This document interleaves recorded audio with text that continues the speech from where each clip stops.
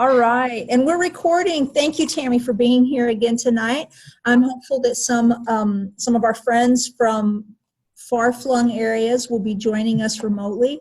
They may pop in and out, but we don't have to wait. They can come and go at their leisure, but we'll go ahead and get started. Would you mind giving a brief introduction so that when people watch this later, they'll know? Yes, absolutely. So I will say, for anybody popping in and out, if they want to just mute their microphone when they do that, that's helpful. Otherwise, there's a lot of feedback. So I'm Tammy Schotzko. I am a certified professional organizer. I own a company in Bemidji, Minnesota called We Love Messes. We do all kinds of organizing, from attics to garages to kids' rooms to kitchens to time management to small offices to digital stuff, everything in between. I kind of fell into this because I'm just naturally organized. It's a gift I was given, and it took me most of my life, my adult life, to figure out that that was a gift and not a curse, and that other people don't always think like I do, and that I could use my talent and my gift to help other people. A lot of people ask me, why do you do this? What's the big deal? And it took me a few years to figure that piece out too, because why I do this, it is of course about the money and the income. Clearly I'm running a business, but there was a point a few years ago where I had a client who was stuck.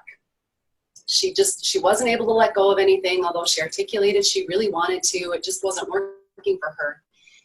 And one day we were working together, and she was holding on to something, and I don't remember what it was, and she was talking through the story of how it came to live with her. And then she went on to say, but she didn't really like it and she could let it go.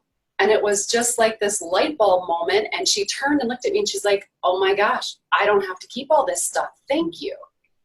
And it's that light bulb moment that I see in a lot of my clients, and that is really why I keep doing what I'm doing. That answer the question? Marvelous. That's great. And I do want to point out that you're kind of one of a kind in our area. Yes. There are certainly cleaning services, and you have a cleaning service arm of your business as well. Yes. But there's not too many people with the organizing chops that you've got. So no, I think I am the only certified professional organizer in all of northern Minnesota. However, that is a choice to get certified. You don't have to be certified to do organizing. I just happen to like to learn, and I like to educate myself. And I think the more I know about things and organizing and the way we think, the more I can help my clients get to where they want to be faster. So that was a choice I made. But I do know that there's other organizers up here, and all of us work a little bit differently. So okay. If you have tried organizing with an organizer and it's not a good fit, or you didn't have a good experience, keep reaching out. It's different for everyone what it looks like. Okay. Which leads me to my disclaimer that we all think differently, and what's normal to me is not going to be normal to someone else. I always tell my clients that normal is just a setting on the washing machine. It doesn't mean that you're wrong and that I'm right, or vice versa. So as you're listening to this presentation, if there's things that just don't click for you, let them go. They're not important. You need to claim what works for you. And that's kind of how systems work too, is we need to make them work for us. So let's get started. All right. Yes. So anyone who's out there and listening, I want you to, if you will indulge me, just take a minute to close your eyes and think about what a perfectly organized home looks like to you. And then I'm going to show you what it really looks like. So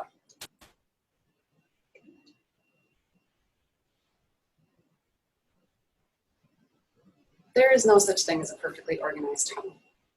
There are magazine spreads, but people don't live in those homes. So whatever perfectly organized looks like to you, that's what this image should be. And it's going to be different for every single one of us, and we need to own that.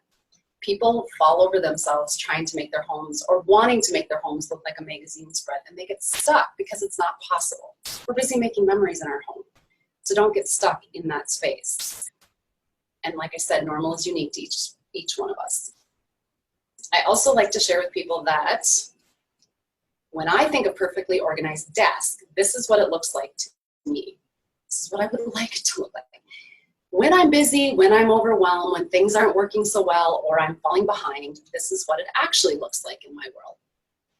So people look at that and say, I oftentimes when I walk into my office, if it looks like that, I think if anybody saw this office right now, they would never hire me. But here's the thing. I can look at that picture and it doesn't necessarily fill me with dread, because all of those things have a place or a home. I just haven't had the time to put them there. And I know that particular picture was taken after a really busy week, and I knew that I had scheduled time in my calendar to put everything in its place and that everything would return back to what I call normal. Does it look like the desk on the right? No, it's never going to look like that in my world. But this mess can be picked up and put away. So I like to let people know that I'm not perfect. I don't get things right all the time. So think about what your reality is. What is your reaction to all of these rooms? These are varying things on the spectrum of organized. And believe it or not, they work for some people. I can look at that and not feel very comfortable with a couple of the pictures, but I understand that people have different expectations of what their space would look like. Again, what's normal? It's a setting on the washing machine. There's no judgments about any of these spaces. It's just questions about, how does this feel? Does this work for you? Do you like it? What are your expectations? And if these are your children's rooms, even though some of them are younger, here are pictures. What do your children know what your expectation for their room is? And have we taught them how to make that happen? Because that's a huge piece too, is we have expectations, and unless we articulate them to our children or those people around us, it's very hard to have them measure up. So, that being said, what's the key to organizing? Everybody asks me that. It can't be rocket science, and it's not. It's really not. It's very simple. It just takes time and an investment. So when I'm working with clients, we talk about focusing on creating systems that fit your daily routine and give you easy access to your belongings. Because if these two things don't work, the system's not going to work. So for the women in the audience, think about going into a clothing store and seeing an outfit on a mannequin and thinking, yep, I want that. I love it. It's going to look great. And you get it home and you try it on, or maybe you try it on in the store, and it looks nothing like what it looks like on the mannequin. But if you've ever looked at the back side of a mannequin, it's taped, buttoned, tweaked. They've done everything they can to make it look good on the front for the mannequin. So any system that we purchase from a store, whether it's a filing system or plastic drawers or whatever that looks like, we have to tweak them to fit our daily routine, because we all think differently, and it has to give us easy access to our belongings, because that looks different for each one of us. And I'll talk more about that a little bit later. So what I've done over the last couple of years is create basically a generic system that the concept works no matter if you're in a garage or an attic or on the kids' bedroom floor, wherever. The concept is the same. And if you use the steps, and that's actually the name of the program, you can organize anything. And I happen to really like zits. I swear every time I read them in the paper, it pretty much is fitting with whatever I'm thinking that day. And so if this is his idea of organizing, clearly mom doesn't look very happy about that, but it's working for him. You can see the floor to his room. So it depends on what her expectation is. So it doesn't get any simpler than this plan, but what it will take is work. That's basically what it boils down to. So STEPS stands for sort, total, eliminate, place, and straighten. And I encourage my clients, if they're going to apply the steps, to start with a small space. Don't rip into the master bedroom closet, take everything out, and start working through the steps. You'll get overwhelmed, there's too much stuff, and it won't be a successful endeavor for you, and then you'll be frustrated and you'll quit. At one point, I had a client that I had worked with for quite a while, and she was doing great, and she called me one afternoon in an utter panic, and she said, I just took everything out of my kitchen cabinets and put it all on the floor, and now I don't know what to do with it. Can you come and help me? I just don't know what to do with all this. And she literally had taken everything out, and it was all in a jumble, and it was a mess. And she was so overwhelmed. And I was a little overwhelmed when I walked in too, because I thought, oh my gosh. But we went through this process, and we were able to put things back where they belonged, got rid of stuff, and it worked really well for her. But I guarantee she will never do that again. I won't let her. So let's talk about the steps. First one is sort. Pretty elementary.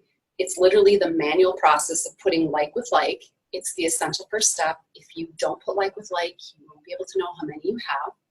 If you've ever bought something you've already owned because you don't know where it is, this is why we sort. And it happens to all of us. We have things all over the house, different places. We leave things, we don't put them away. We don't know we have them. So we go to the store and we buy more because we live in a first world country and we have that luxury. Doesn't help us. So the first step is literally sitting down and sorting. And this is why I suggest starting small, like a junk drawer or a kitchen cabinet or a bathroom cabinet or their sock drawer, whatever. Take something small and contained, sit down and sort it and work on small successes so that when you get to harder things like pictures, mementos, things that have been handed down in the family, this process becomes a lot easier. So again, with some humor, because I like Maxine too, and I like how she categorizes things.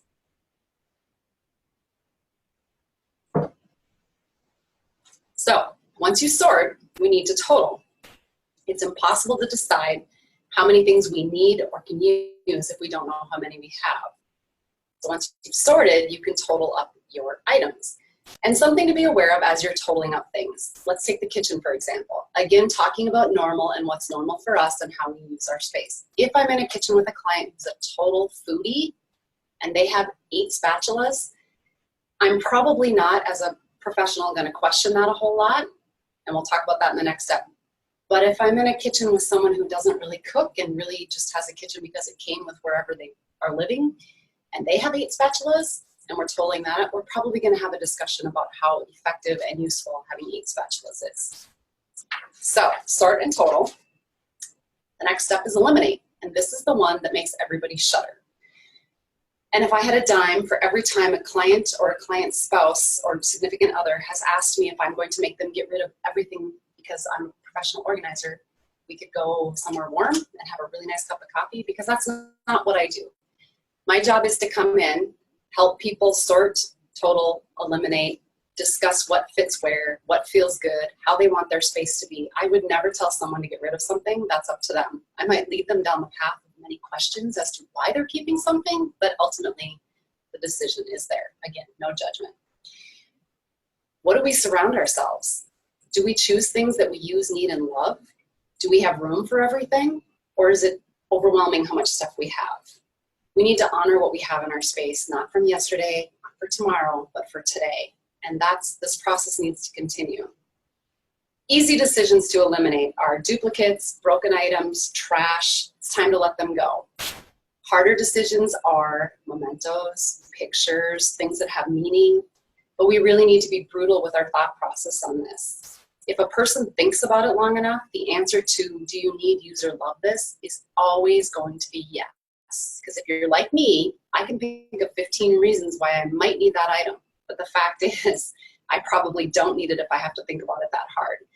So I really encourage clients to listen to their gut and go with their first response. And in all honesty, most of the time if something is eliminated and they really can't live without it, they can replace it. So that weighs into the decision too. So the biggest question when we're working through the elimination process is, do you need it? Do you use it? Do you love it? And again, not overthinking. Something I want to share about the word love is that we need to look at it as a verb. I think I hear so often in the world, I love that. I love that. I personally love coffee. I love chocolate. I love margaritas. I love a lot of things too. But when it comes to my stuff, I'm very choosy about what I keep because I want my space to reflect who I am inside. So I had a client that I worked with whose mom passed away, I think like 20 years ago, and she'd been keeping all of her mom's stuff in her unclimate controlled garage. Meanwhile, parking outside in northern Minnesota for 20 years through the winter. And one summer she decided she was going to work through all the stuff, and we worked together. And one day we came across a cardboard box, and as I'm pulling things out, I pull out a letterman's jacket. So you know how, an old letterman's jacket, I should clarify that, how sometimes they have the white leather sleeves and kind of the cloth center. As I'm pulling this one out of the box, the sleeves may have been white at one time, but they were black from mold. But the client was so excited because she loved that jacket. She was sure her husband loved it, and he was going to, according to her, be so very happy about this. And she went on and on about how she loved it. So part of what I do when I work with clients is bring back resources. Like, if you're going to keep this jacket, we're going to have to figure out how to clean it up. And clearly it's not going to fit your husband anymore, and he's probably not going to wear it. So what are we going to do with it? Are we going to hang it in the closet? Are we going to put it up on the wall? What are we going to do? If you love it, because if we love our stuff, we take care of it. When I did the research as to how much it was going to cost to take care of the mold on the jacket and brought that information back to her, she went and got her husband, and he looked at her and he said, I don't want that jacket. That's gross. And out it went. So again, we need to talk about what it means to love our stuff. And just because I love something doesn't mean that someone next to me is going to love the same thing, even if we have a shared memory of it. So something to be conscious of. Second to last step is placing things. Everything has a place, or a place for everything and everything in its place. I can't even remember who said that. I think it was Ben Franklin. Yes, because he was the one that could find the thread so that he could discover electricity when it was storming, because he didn't have any electricity to find the thread in the dark. Anyway, random. So this is a very important step, and also one that helps eliminate, because once we work through the eliminate process, which takes the most time of everything we do, because that's where all the heavy lifting is, that's where all the decisions are made. Once we get to this, where we're placing things in their homes, it gets a little bit easier. We start thinking about, how do I use this item? And a lot of times when we're working through this step, things that we didn't eliminate in the eliminate step get eliminated because the questions are answered here. So we've started, we've totaled, we've eliminated, and now we need to put things in their homes or place them. And it requires some thinking, because you want things to be useful and easy to reach. So I use the example for women a lot of purses, or some of us carry small tote bags that have a lot of stuff in them. Some of us are really big cell phone users, others of us don't really care all that much. So if you're thinking about placing or homing your cell phone for storage, if you don't use it that much, you're probably comfortable opening your tote and dropping it in, and then, digging around when it rains or you need it. If you use your cell phone a lot, it's not very helpful to drop it into a tote where you're never going to find it when it rains, and we need to find a place for it that's more accessible, whether it's an outside pocket or a little clip or something like that. It's a small example of a bigger thing. So relegating little used things out of our immediate space is very, very helpful. When I first moved into my house, you're in a big rush to put everything away, to get unpacked, to get rid of the boxes. And I had a Lesta griddle, and they're like, I don't know, 20 inches across. They're huge when you have not that much space. It's something that I use maybe once a year, and it got put in a corner cupboard in a kitchen with not very many cabinets, and it was there for probably 5 years. And I would have to trip over it every time I wanted to get a baking pan or something that I use more frequently. And it took me that long to have the aha moment that it didn't need to live in the kitchen if for something I'm only using once a year. It got moved down to the storage room. I knew where it was. It freed up all the space in the corner cupboard. And every time I needed it, which was once a year, I just went down to the storage closet and got it. So it's really thinking about where we place our items. And for our kids, this means making things accessible for them. So for younger kids, if they come home and they have a backpack, it's making a place for the backpack. If you tell your kid to go put that away, if they don't know where its place is, they can't put it away. If we don't know where its place is, we can't tell them where to put it. So it's really an essential step. And it really helps us think through the process of, how important is this item to me? Is it important enough to find a home for it? Because if it doesn't have a place, it doesn't belong in my home. It's kind of a self-fulfilling prophecy in a way. And we talk a lot, I guess, when I do this step about valuable real estate. Again, the kitchen example. Things that are at our fingertips are things that we should be using every day. So if you're looking at your desk, for example, as an adult or a student, you want that stuff to be things that you use every day. If you've got something on your desk that you use maybe once a month, maybe you could delegate that or move it somewhere else where you can go access it when you need it once a month instead of taking up the valuable place on your desk. It's just thinking through it. So we have sorted, we've totaled, we've eliminated, and we've placed or made homes for everything. Great system, but here's what keeps the system moving and keeps it working, is the final step, which is straightening. Straightening looks very different than cleaning, which a lot of people say, well, isn't organizing just like cleaning? But it's not. You're making decisions about what's going to live in your space, and it's the ticket to maintaining your system. So remember my desk from earlier when I talked about how everything had a place? Then I scheduled time in my calendar to straighten or tidy it up, and then everything went into its place and it looked good again. And that's how you maintain the system. And it takes an effort. And it's sometimes not a 5-minute job. Sometimes it needs to happen every day. And organizing is never a one and done. We have to revisit this process again and again and again, which makes it way easier as it starts all over again. If you think about how many items come into your home every day, I wish I had a tally on that, but think about how many bags you bring, or you bring an item here, an item there. We always come in the house at the end of the day with something. And how much stuff do we consciously take out of the house besides the garbage and the recycling? Not very much. It becomes very hard to straighten if all of our things don't have places to put them. We do a spot check every once in a while, or we schedule it into our calendar, and then we have a system. So, doesn't that seem easy, right? Yeah. What was the question last night? Yes, but I already know all that. How do I make it happen? We have to aim low and achieve. So this is really hard. We get really stuck on Pinterest. I'll give you a second to read that one.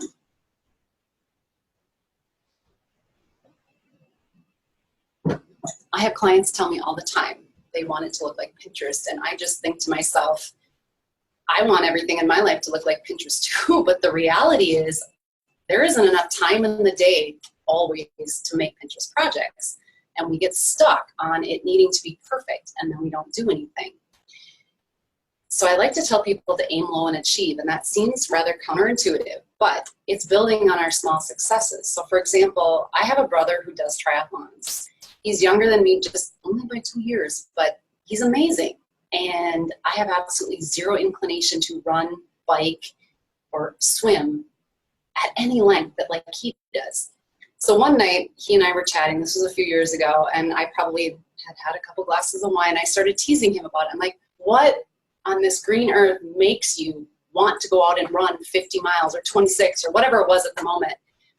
And he looked at me and he goes, I said, what do you do? Just run to the mailbox and then keep going? And he's like, actually, yes. And I thought, all right, well, if that is an aim low and achieve and then build on a foundation, I don't know what is. And that's literally how he does it. He aims for the mailbox and then he just keeps going. And there's such a life lesson in that for us. Aim low, achieve, and build on it. Start with a very small space in your home, do the steps process, and then keep going.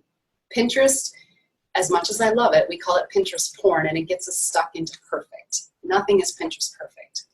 So if you can organize some areas, free up some time for yourself because the areas are organized, and then go back and do a Pinterest project for one of them, that works really well too. So what are we gonna do with our kids? We're not talking teens and tweens, which is a little bit harder because they're not as communicative as we'd like them to be, and it's a struggle. Again, with the Zitz humor, because I just think he's funny.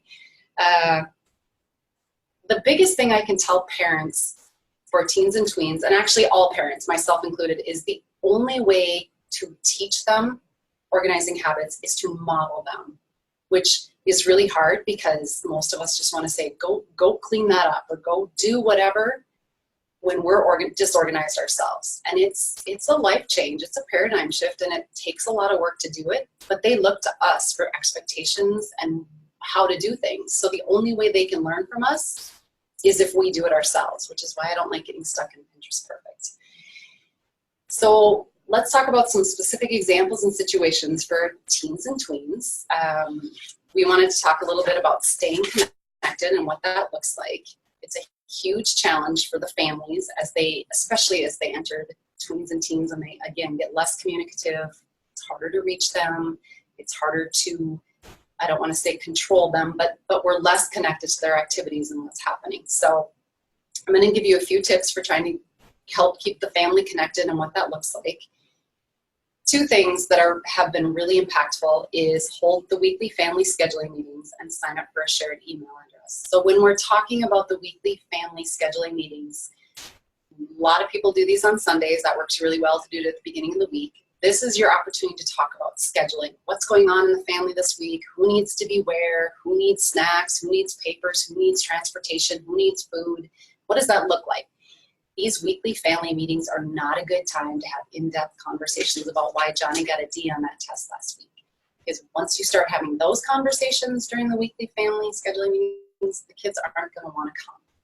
And who would blame them if they knew they were going to get in trouble or have to talk about something deep? The weekly family scheduling meetings are intended to be light, fun, and an opportunity for everybody in the family to connect on what's happening in the next week and how to best be prepared for them. Signing up for a shared email address. So this can feel a little weird, but I found a stat that said there were 269 billion emails sent globally last year. It's a lot of emails. Sometimes they all feel like they come from the school or the kids, but they don't. A shared email allows everybody who has access to that email to stay in the same loop and get the same information. So if you're the adult responsible for getting Johnny and Susie to soccer and the other adult is not, but maybe that adult is the one that gets the email communications and doesn't relay it to you, then you're stuck. If everybody is getting the same emails and everybody knows that soccer got switched from field A to field C or whatever that looks like, as the kids get older and have their own email address and you want to start looping them in, this is a great opportunity for them to see the communication that comes from the school and the activities as well. It really teaches them how to take ownership for what's happening. So maybe they see something that's coming, a responsibility coming up that they need to address, and they bring it to you at the family scheduling meeting. That's really a success, in my opinion. It just helps keep communication flowing. All right. This is one I get asked about a lot. How do we keep our calendars connected? So there's 3 different apps that I have found, all of them, and again, there is no perfect one. Maybe there is, but these are 3 that I like, and I suggest them for different reasons, and here's why. Cozy is probably the near perfect one. It's probably the closest to perfect that there is. You can do it through any desktop or mobile device, but not the Apple Watch yet. You can have individual schedules, and it's all accessed through individual email accounts. Segregated by color, you can have custom emails sent to respective family members. The thing that sets Cozy apart from some of the other ones is that it also has a recipe box in it, and you can have a shopping list features, which for some people make meal planning a snap. That's a do or die for some people. For others, they could live without it. The drawback for Cozy, in my opinion, is that every family has to have an email address. And as the kids, they reach that age where they do have an email address, but some families want to use this app prior to them getting the email address. It is also free, but there's ads in it, or you can pay $30, I think, a year. I should have checked that stat. I'm not sure. And then there's the free version. So FamCal solves the problem of kids not having an email address because it doesn't require them. All the parents and kids have color-coded events, just like in Cozy, and access. There's grocery lists and task lists here. This one has a shared note feature where people can contribute to a note and everybody sees it, which is kind of helpful. It has to-do lists. This one is free, all the way around free. But it doesn't have recipes. That's your general result, something to consider. Sometimes the more complicated and the more features things have, the harder it gets to use them, and we feel like we're not using them to their full capacity. But I'm a fan of simpler is better. But again, each one has to do their own thing. Carago was a new one that I found, and this one's niche is big, complicated, extended families, which sometimes feels like most of my clients, because we're getting bigger and more spread out across the universe as our world changes.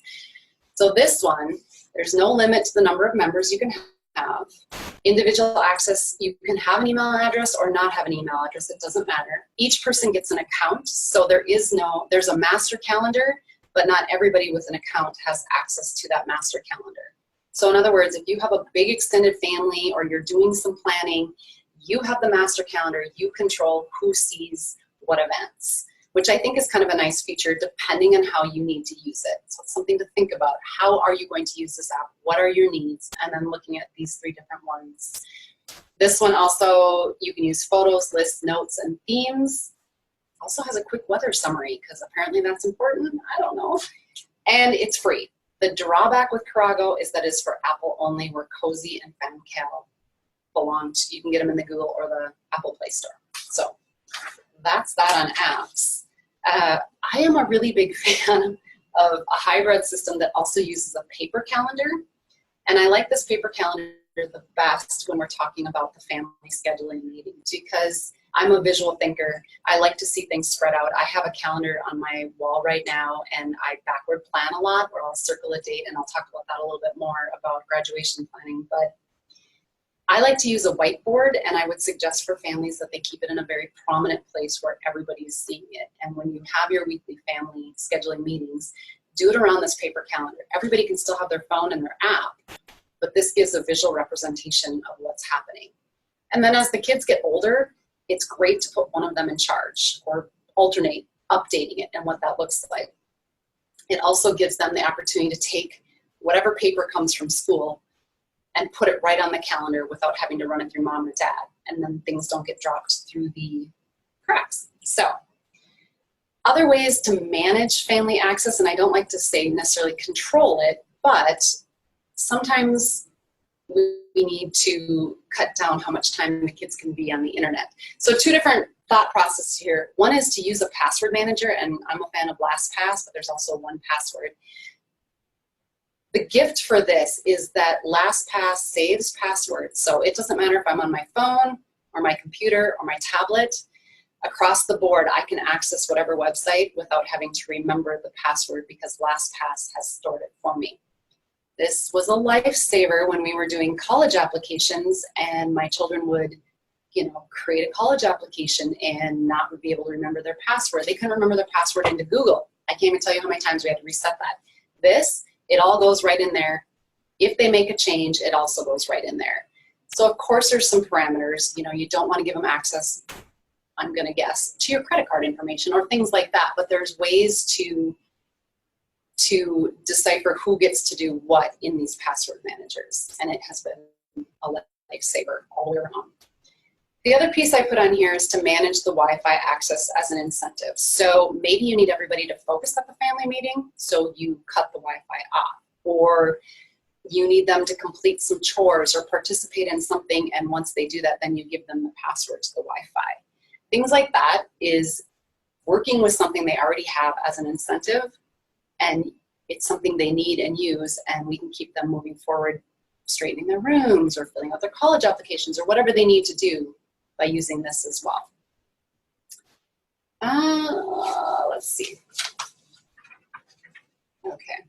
So speaking of technology, I used this slide last night too, but I have so many parents telling me that their kids cannot participate in these activities in the house because they don't know how. And then my question in response is usually they don't know how, or they don't do it as well as you'd like them to. And it's usually the second, because kids are smart, and I guarantee if they can use a smartphone, they can do any of this. The challenge is they're not going to do it as well as we'd like them to. And I suffer from OCD like nobody's business. Clearly I'm in the right profession for that. But I've learned to manage my expectations that when my kids did contribute over the years, I didn't go back and redo their work. And really, I'm in enough college dorms and young adult housing to know that we are not teaching our kids how to do this, and we need to. We need to model this for them. It's not a gift to do everything for them. It's really not, because once they get out in the real world, they don't know how. And it's awkward, and these are adult life skills. It's not rocket science, how to use a mop or a broom. So I'm on my soapbox, I think, but I'll get off it now. But we do have to lower our expectations, because of course it's going to be quicker and neater and nicer if we just go in and do it ourselves. We can fold laundry, we can match socks, it'll be perfect. But we have other things we could be doing, and our kids need to learn how to do this. So I'm really going to encourage you to lower expectations and let them participate. So for those of us who are switching gears a little bit, but staring down graduation and college application time, I'd like to talk a little bit about what that looks like in terms of the college application process and staying organized to get through that. I used a smaller version of this a few years ago when I was figuring out where I wanted to go get my master's, and I used this process and it worked really good, again, on a much smaller scale. So much like having a place for everything, we need to create a command center, because if the kids don't know where to put the college information, they don't know what to do with it, it's going to end up scattered all over the place. This does not have to be a perfect Pinterest project. It just needs to be an area that things can go that are college or post-high school related. If it's not a college thing and it's some other kind of post-high school process, this works for just about everything. We want to create a command center where everything can go so that everybody knows where to find it. In that command center, we are going to create digital and paper folders. Clearly not digital folders, but no matter what it is coming in, it needs a place in that command center so that it's not a pile of papers. My recommendation would be to have a folder for graduation, have a folder for every college you're applying to, or whatever post-high school plan you have, so that you have places to put things. That way when the papers come, or the emails, or whatever the digital stuff looks like, the folders are the same, whether it's on the computer or whether it's a piece of paper. Same concept, just apply it. Digital folders, I'm a big fan of Dropbox, which is cloud storage. Again, like the LastPass, you can share folders. So Johnny can get an application for St. Scholastica and a bunch of emails, and he can drop it into the Dropbox folder for St. Scholastica, and mom and dad or high school counselor, whoever you give access to, can also access those things. So instead of them having to search for it, it's in one spot, and whoever has access to it can look at it. Putting all correspondence, applications, transcript requests, everything to do with whatever request goes into the digital and paper folders. And again, we're not doing Pinterest perfect here. We are just making it work, whatever that looks like. It does not have to be pretty. Remember, this is not a permanent thing. They're going to graduate, launch, and then that little command center can go away. So you can't make it pretty, because you can if you want. Creating an application calendar is super helpful. Much like the scheduling calendar, it lets people see visually what's coming, which is very, very helpful for those of us who are visual learners. It can be digital, it can be paper, it can be a hybrid of both. Whatever system works for you. Just remember, if you purchase something or you're using a free app that has this type of thing, tweak it to fit the way you think. If it doesn't flow the way you think, the system is never going to work, because it's like fighting. You want to put this calendar, if it's a paper one, you want to put it where you see it, where the student sees it every day. It needs to be front and center of where we're at, because it's a current thing and it's coming faster than we think. In this calendar goes deadlines for all parts of the college apps, essay deadlines, test dates like ACT, SAT, things like that, and scholarship application deadlines.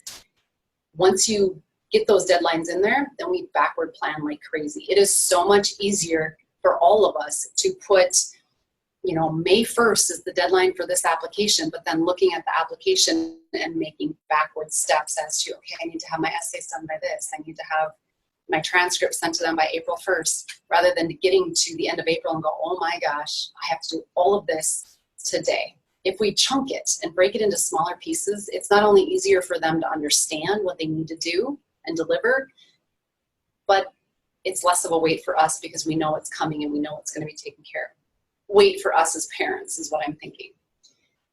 So as part of the application calendar, then some people will also choose, and sometimes it feels like duplicates, so you have to feel out what it works for you, is an application chart, which is basically a spreadsheet taking all of the tasks, all of the actions that need to happen and putting them in columns, adding the tasks, putting deadlines, and then putting a box for completed, so that with a glance, mom, dad, whatever adult is responsible can kind of tell where the process is. And I suggest participating. Don't put this all on the kids. They're not going to be able to do it. They're not going to be able to think through that.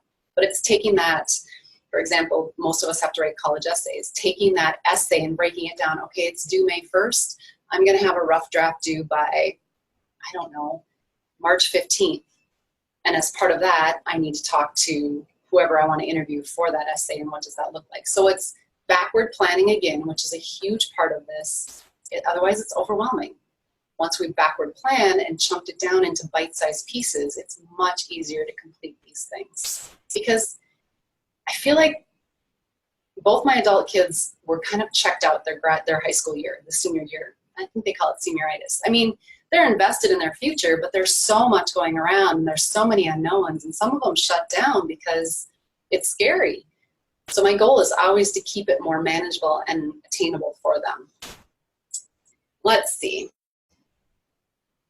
And the thing I like about this process is that anyone who's invested in the student's success or their future, whether it's, their neighbor, their mentor, their parents, the school counselor, whoever that is, this flow will help all of them see where the student is and support them in the way that they know best and whatever aspect that is.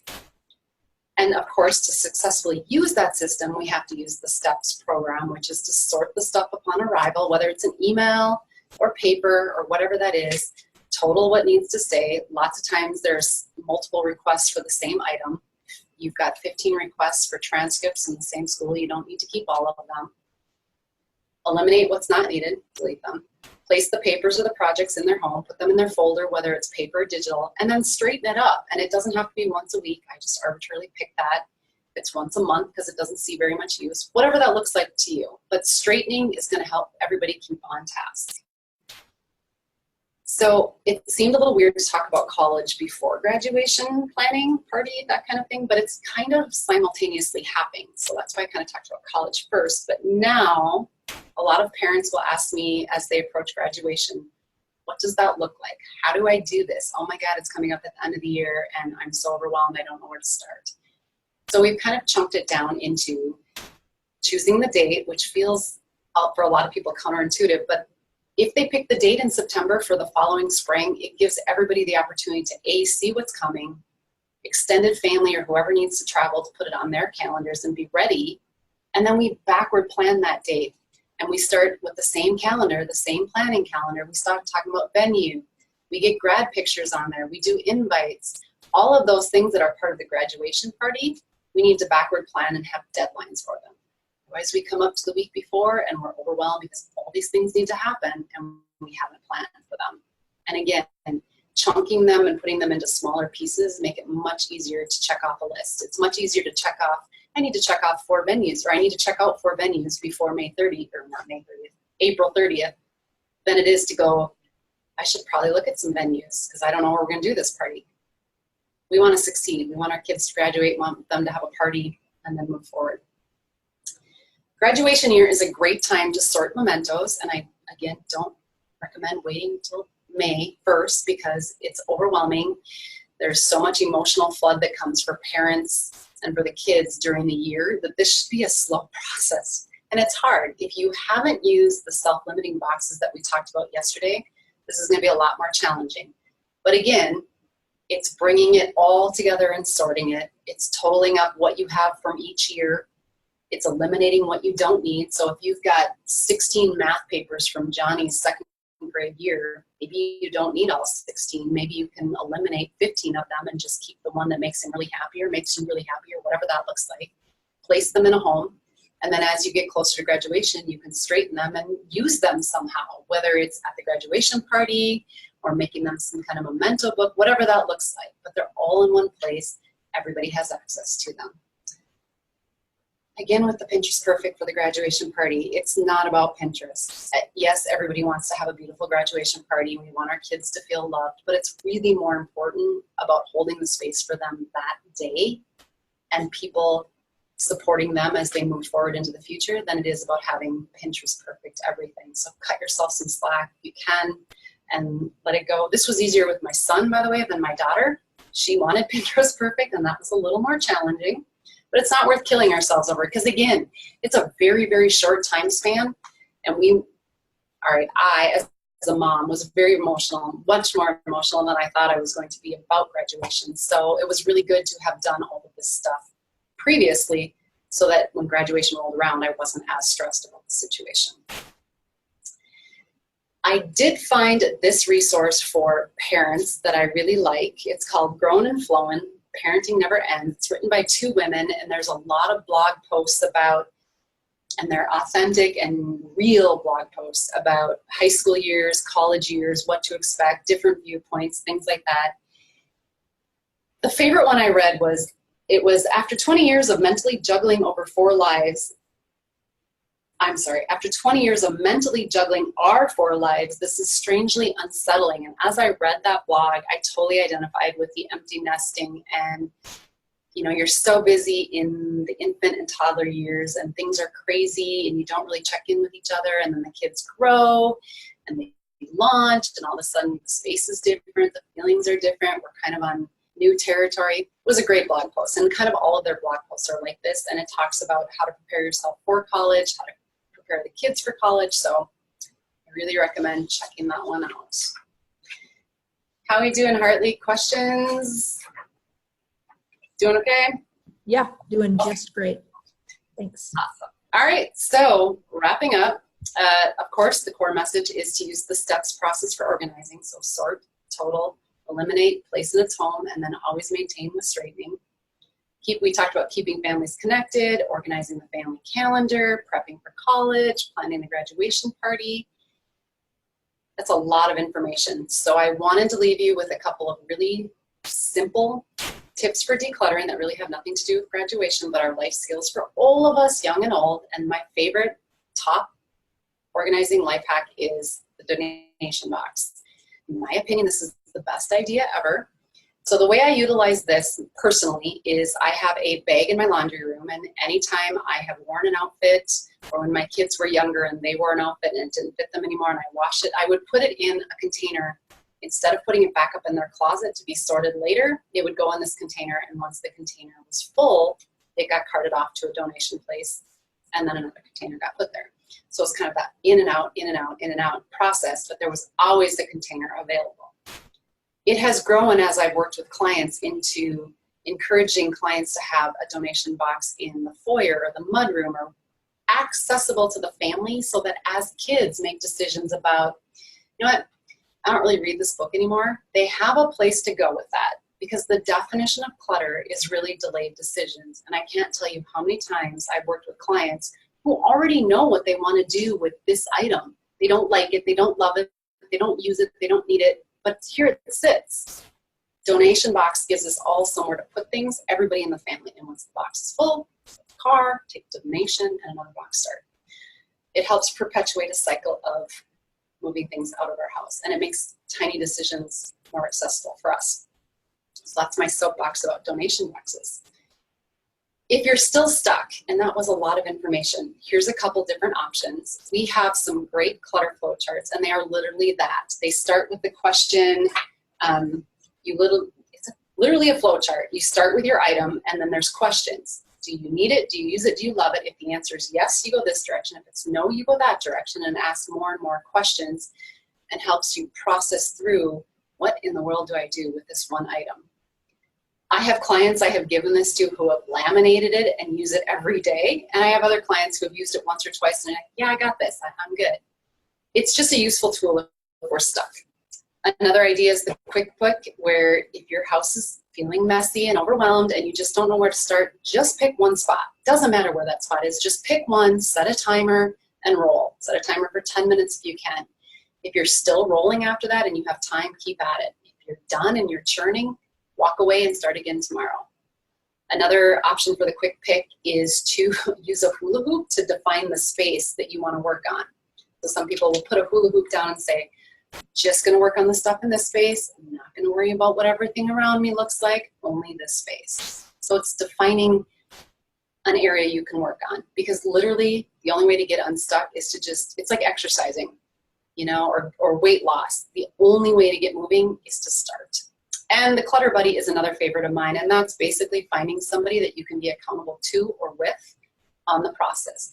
Maybe you have a friend or a coffee buddy that has a similar need. You need to plan a graduation party. You need to get college applications going. You need to be able to see your bathroom floor. I don't know, whatever it looks like.